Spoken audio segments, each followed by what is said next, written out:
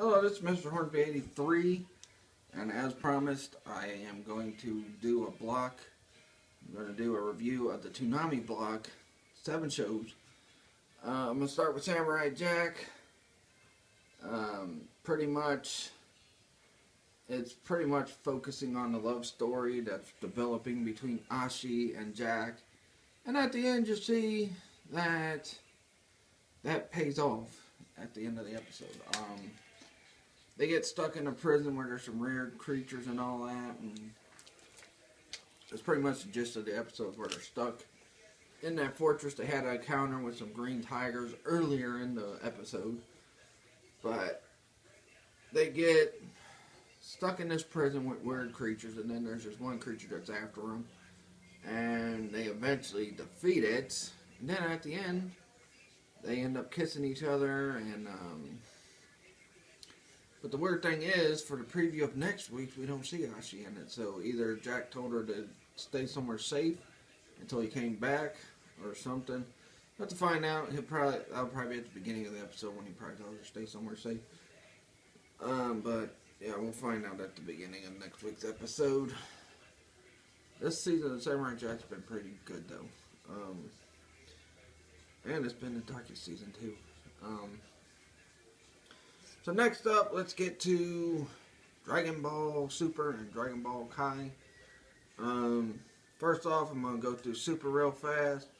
It starts out with Mr. Satan and Gohan goofing off and playing around with Pan and like tossing her around like she's a football, and she's enjoying it and all, but Chi-Chi sees it, yells at him for it, and goes on a complete rampage, locks him out of the place at one point, and Goku, Bulma, and Krillin were all called there to try to help.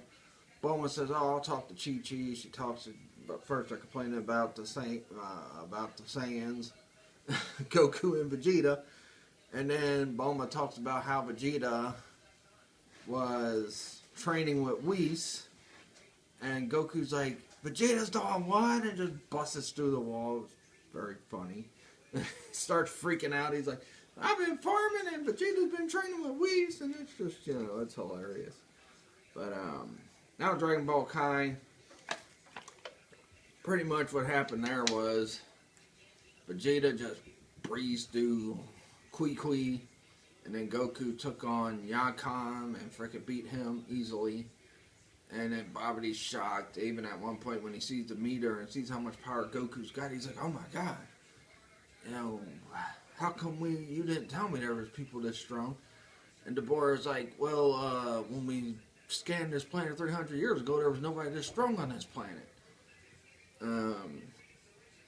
But then it ends with them going down to the 3rd floor, where we will get the Deborah versus Gohan fight. And then we get Vegeta's turn, where he wants to fight Goku, and it's like, you'll see in the upcoming episodes of Kai. I originally saw this on the original Dragon Ball Z, so I know pretty much about it, but I'm glad they did mesh it up this time with Kai instead of having like 5-6 different separate episodes before you actually get to the point where they're trying to stop them from releasing Boo.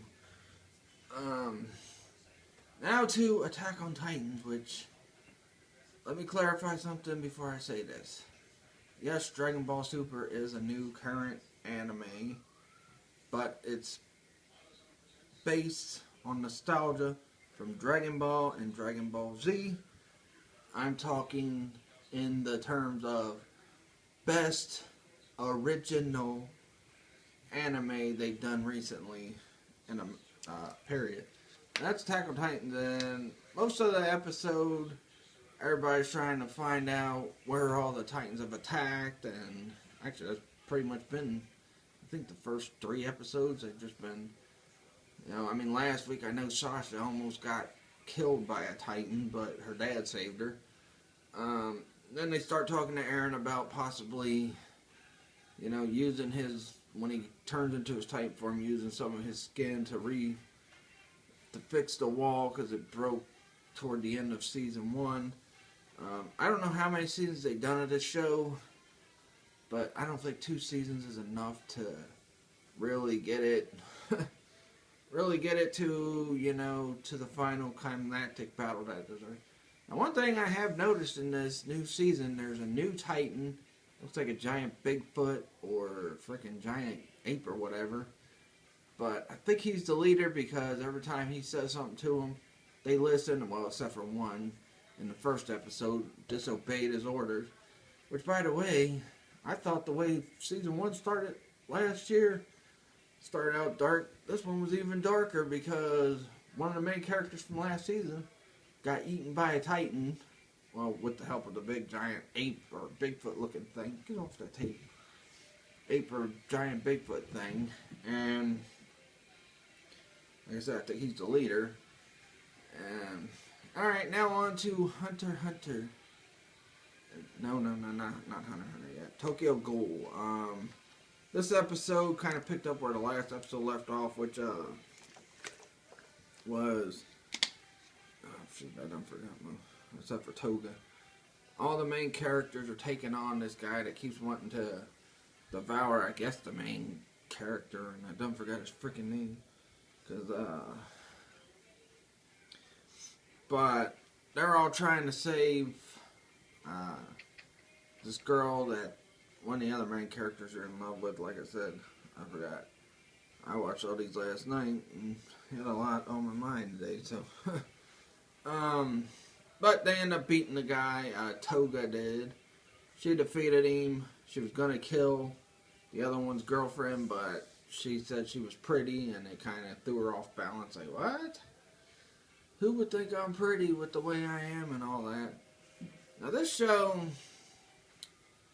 honestly, I like it, but I don't love it as much as I did the other shows I just talked about. I mean, I think it's a bit, I know I heard a lot of people say the Brave thing. I think it's maybe a bit overrated. I'll give my score on it when I get to the scores. I'm trying to talk about transcribe all the episodes before I get to the scores that I got for them. And then the second half focuses on a little girl and her mom, and she's worried about her dad, but I guess the FBI or whatever, and her dad's working for some mafia ghoul who freaking pretty much almost kills him, but then the two cops show up, fight the mafia ghoul, but the mafia ghoul leaves. And then the girl's dad gets up, and I guess he was going to try to attack him, but they kill him. And they were looking for the girl and her mom in that episode, and it ends with the girl's mom, fighting the cops and helping the little girl away. But the main character, golly, I can't believe I forgot their names already, but I just watched it last night. But he sees the little girl fall and she's crying, so he'll probably go help the girl's mom next episode if they don't kill her by the time he gets there. Alright, now to Hunter x Hunter. Now when this anime first started, I didn't know what to think about it. I was like, but as it's been going on and progressing, I've enjoyed it more and more. I'm invested in all the characters like Gon, Killua, Karapika, I forgot the fourth one's name. But anyway, it picks up where the last episode left off too, where Killua and Gon are captured by the Phantom Troop. They're asking them about the chain user, and neither one of them knew who they were talking about. Which is kind of odd, because they knew Karapika, but I guess they didn't put two and two together. Well, Killua, I can't even say his name right. Killua kind of put it together toward the end, but it was after one of the Phantom Troop, I guess one of the ladies, could, read their thoughts. And she said if they knew anything, they would have told us. They don't know nothing. And then, Killua figured it out. He's like, oh, wait a minute. Oh, oh, yeah, that's Karapika. Hopefully she don't scam me again, because then she'll find out we know who it is. But Gon was still clueless. And I'm like, this guy's supposed to be one of your best friends. Y'all became friends when you were in the academy, and you can't remember that he was a chain user. But anyway, the reason why they're looking for him, he killed one of their own, because Karapika has a grudge against the Phantom Troop because I think they like destroyed his village and killed his parents or something like that. But he killed, I guess, their strongest character too, because or their strongest member. But they also, when they got there to the hideout of the Phantom Troop, they seen that Hisuka was there. And at first, Gon was going to say something, but then, Killua, Hisuka, and all them were acting like they didn't know each other. Cause when he seen them, he was thinking like, I'll just play dumb. And then Gon almost said hi to him, but then he's like, oh, wait a minute. He should know us, so, at least he figured that out. And then, they were asking who they know someone here, and Gon talked about one of the girls that he arm wrestled, but the girl forgot she arm wrestled and lost to him. And pretty much the episode revolved around them trying to escape the Phantom Troop because the one guy wanted to keep him and nominate him to join the group, but Gon don't want to join them because I guess he thinks they're really bad. But they eventually escape. And then as they're leaving and that, Killua's talking to him, asking him what he wants to do. Gon's like, I want to fight him and beat him. He's like, well, we got to get stronger. And the only way we can do that is Karapika. And then he's like, well, what's Karapika got to do with it? And he's like, the chain user, I guess Karapika got real strong and he's an enhancement user. I think him and Gon are. And I guess Karapika can enhance his chains to be super, super strong. So, that was pretty much it. It ends with them two running away from the lair. They're probably going to go back to where they were staying and figure out how to beat them, or probably look for Karapika next episode. So I can't wait to see that. Now next up, and this will be the last of the Toonami block. They usually go to bed after Hunter x Hunter goes over, but I usually record this. Mobile Gundam Unicorn. Now this one, I guess it's getting close to the end of this series of the mobile suits. It was pretty much Menager fighting the black unicorn, the guy that's piloting the black unicorn. But he's also trying to convince him that, he don't have to, Alright, so then we cut to Hisuka,